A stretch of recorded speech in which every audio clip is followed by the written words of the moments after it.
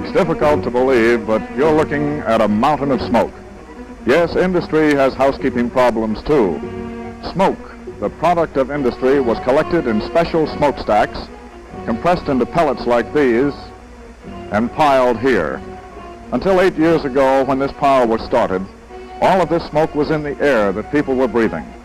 Now, by the simple throwing of a switch, an electrostatic precipitator goes to work to remove this public enemy so that it may be added to the harmless mountain of smoke. Industry didn't build this equipment sooner because it didn't know how. In fact, it took over 10 years to develop and to build this plant near Duquesne in Pittsburgh, which just does one job. It removes ferromanganese dust. And every day it builds this mountain of smoke even higher. In just 8 years, built up pellet by pellet, this mountain has grown until today it covers 5 acres of ground and is 100 feet high. All over the country, in fact, all over the world, polluted air is a problem. More and more people are aware of it. More and more people are talking about it. Some people are doing things about it. Among them are Dr. Leroy E. Birney, Surgeon General of the Public Health Service, U.S. Department of Health, Education, and Welfare. Air pollution is a public health problem nationwide in scope. It is not limited to any one cause or any single community. And his colleague, Dr. Richard Prindle, who heads the air pollution medical program of the Public Health Service. How does polluted air affect your health? We already have some of these answers. And Vernon McKenzie, who is in charge of the engineering side of the servicemen's service air pollution program. How does the air get polluted, and what can we do about it? We have some answers to these questions, too. Yes, the federal government is working on the problem, but basically it is a local job. One of the pioneers in cleaning up the once smoky city of Pittsburgh is Dr. Edward Weidlein, retired president of the Mellon Institute of the University of Pittsburgh. I first began to urge that Pittsburgh's air be cleaned up 45 years ago, after World War II. It became a tremendous teamwork operation, with labor, civic organizations, and city and county governments all working together to clean up Pittsburgh's air. Another pollution fighter is S. Smith Griswold, Air Pollution Control Officer of Los Angeles County. The name of our public enemy in Los Angeles is smog. Although Los Angeles is a relative newcomer to the air pollution problem, we have a very serious one and are working hard to solve it.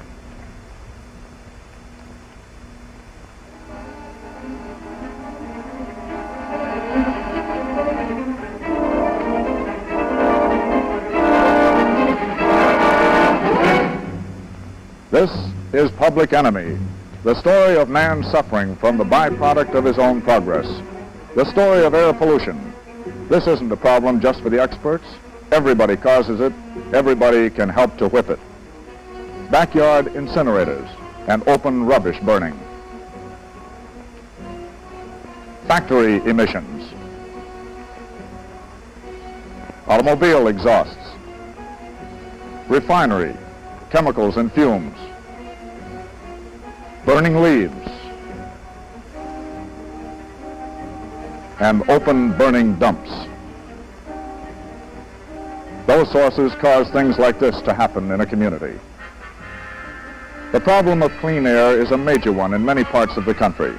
With the growth of our cities and the parallel growth of industry has come a brand new kind of life, a standard of living higher than the past could even have dreamed of. But where you have progress, you have problems. Air pollution affects almost everyone and everything in 8 principal ways. Health effects, irritation, nuisance, soiling, corrosion, reduced visibility, damage to plants, and damage to animals. The air over our cities can probably never be returned to the purity of the wide open spaces. To breathe this kind of air, we must travel ever-increasing distances. But we can make it fit to breathe and keep it that way. Pittsburgh, St. Louis, and others have pointed the way that they are winning the first half of this air pollution battle, the fight against smoke. One of the reasons we've made this much progress is because years ago, a few men recognized the dangers of air pollution and decided to do something about it. Dr. Weidlein, I understand you began fighting air pollution back in 1913. That's right. Pittsburgh was indeed a smoky city in those days, and it took a long, hard fight to change it. Many men had to change shirts twice a day. It was dark in the middle of the afternoon. Every building in town was ugly with grime. Our problems in Pittsburgh was a result of the fact that it's a heavily industrialized area, coupled with the fact that the fuel used for heating was soft coal. Well, how did Pittsburgh get cleaned up? By everybody working together. Everybody helped. Some people used to think that you had to have smoking factory stacks to have full paychecks, but they learned otherwise and joined the fight. Others said that cleanup campaigns might raise prices, but they learned that it cost more to be dirty than to be clean. Service clubs, church groups, industry, labor, unions, everybody pitched in. Would you say that the air pollution problem in Pittsburgh has now been solved? No, it hasn't. You must understand that the contemporary air problems involves a great deal more than smoke. Chemical gases and even metals are discharged into the air. No city has yet succeeded in controlling those sources of pollution. Well, I realize that. As I deal with the news daily, I continually run across items about air pollution in more and more cities. It's obviously a national problem. Dr. Burney, does the federal government have any regulatory power in air pollution? No, Carl. As with many other public health problems, we believe that the basic responsibility for control and enforcement lies with state and local agencies.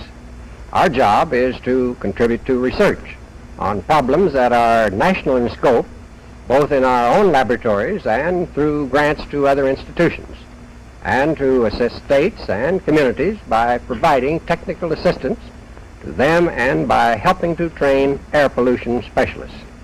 Well, would you say, Dr. Burney, that air pollution is a major health hazard in America today? Carl, we are trying to find out how serious a health hazard pollutions are in America today. We know that air pollution can cause death under special circumstances. In Great Britain, the medical profession agrees that air pollution is a basic cause of a condition called chronic bronchitis, which ranks third among causes of death in England. Fortunately, chronic bronchitis is not a major problem here, but there is statistical evidence which suggests that air pollution does have an effect on health. You mean that breathing city air over a period of time may be harmful? Yes, we know that there are toxic substances in the air which, in higher concentrations, can be harmful or fatal. We know that there are organic substances in the air which act as irritants to membranes and tissues. And we know that people in cities have a much higher death rate from a number of diseases than people living in the country. I'm going to ask Dr. Richard Prindle, who is in charge of our air pollution medical program, to tell you about that.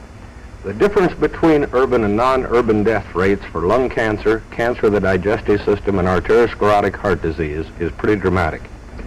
For example, out of every 100,000 people living on farms and in small towns, fewer than 15 will die of cancers in their respiratory system, the lungs, the bronchus, the trachea.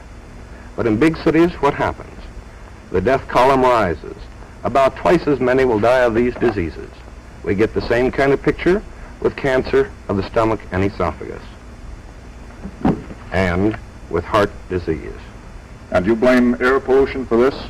Not exclusively, of course, but it seems like a likely suspect as a contributing factor, along with increased strains, accelerated tempo of life, and many other factors.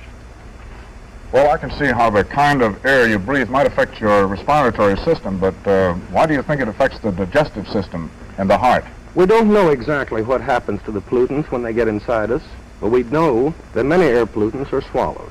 The possible relation to heart disease is more indirect, but it is possible that irritants in the air cause changes in the tissue of the respiratory tract.